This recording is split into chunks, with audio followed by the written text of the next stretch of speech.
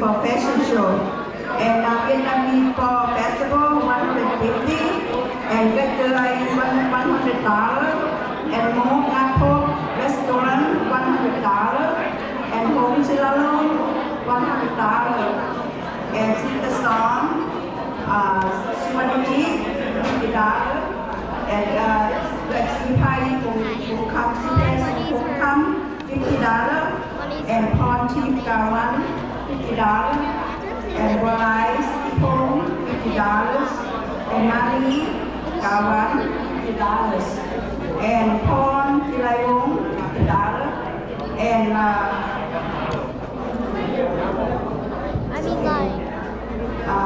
Ketulang Carol, $50. Thank you so much for the sponsor for our Falco Fashion Show. If without the sponsor, we won't be there. We don't get that happen. We won't happen for that. Thank you so much, everyone. เป็นไปได้ดีต่อมืออีกครั้งนึงค่ะพี่เกียรติให้โอกาสนี้นะพวกข้าพเจ้าก็อยากขอเสริญหัวหน้าสมาคมและองค์กรต่างๆเนาะจึงขอเสริญประธานวัดลาวเนาะขอเสริญท่านประธานวัดลาวขอยินดีต้อนรับขอเสริญประธานบ้านใจเนาะท่านบ้านใจวัดลำขอเสริญเนาะแล้วก็ยังมีประธานสมาคมยังมีสมาคมแกนข้าวเนาะขอเสริญนะขอเสริญทางทวินเนาะทางสุวรรณเนาะและก็ทางตุยอยู่ใส่เนาะขอเสริญเด้อขาดบ่ได้เด้อทางสุวรรณทางตุยขอเสริญประธานสมาคมแกงข้าวสมาคมกาสานสมาคมโซแตกเนาะนี่สมาคมใดแดที่มาร่วมในงานนี้ Yeah, where is she? Right there. The one who's walking.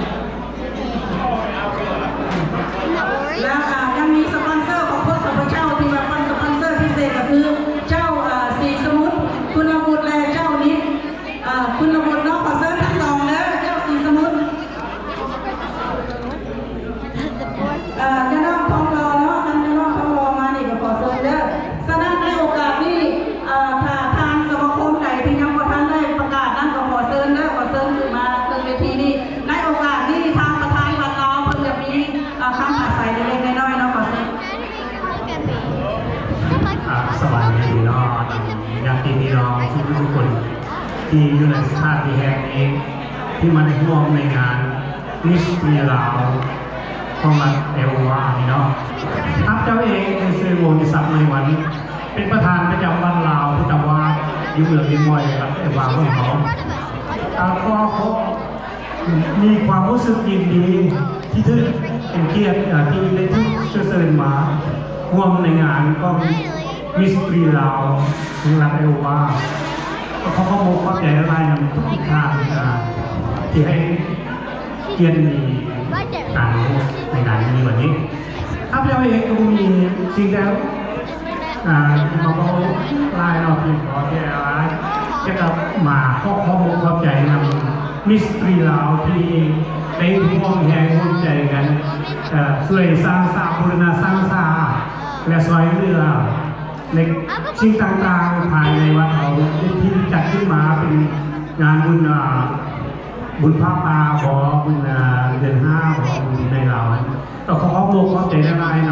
ำพวกการสักทีมีเราที่ได้ให้การช่วยเหลือในมุมสูงแนะนำสิ่งต่างๆสำหรับพวกคณะต่างๆพวกเราก็โมกเข้าใจนำพวกทางทุกคน แล้วก็ขอเชิญประธานPresident บ้านใต้เนาะขอเชิญนะคะ And then we're just here. สบายพี่น้องทุกท่านนะครับเนาะคือท่านน้อยเป็นประธานบ้านใต้ในปีที่2วันนี้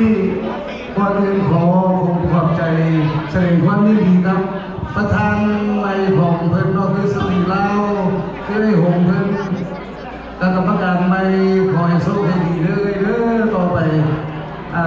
กับผู้ค้าบ่มีหยังท่านน้อยขอขอบใจนำสตรีลาวที่ได้หักแพงเสื้อมาหลินมามวลนำดังนั้นข้าพเจ้ามีหยังมีแต่ขอขอบใจและไว้ใส่ให้พรแก่สตรี ลาวเฮาจงรักษาเผ่าเฮาว่าเผ่าทางนี้เผ่าทางนั้นก็บ่ได้เนาะเฮาพูดเดียวกันฮักแท้งกันแต่ขอให้เจริญเมื่อหน้าเนาะแล้วขอไว้ใส่ให้พรทุกๆทางแล้วก็ได้เด้อบ่มีหยังก็ได้เนาะสาธุ เอาเป้าไปก่อนก็ได้อยู่เทิงนี้ก่อนยังดีขาดคนสำคัญคนหนึงเด้อ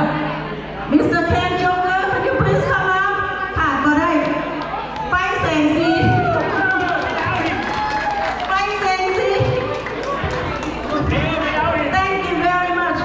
yeah Do you want to have something to say about your sister? So beautiful. Thank you so much. Hope you enjoy the lights tonight, the music tonight, everyone have a good time at our festival tonight. Thank you.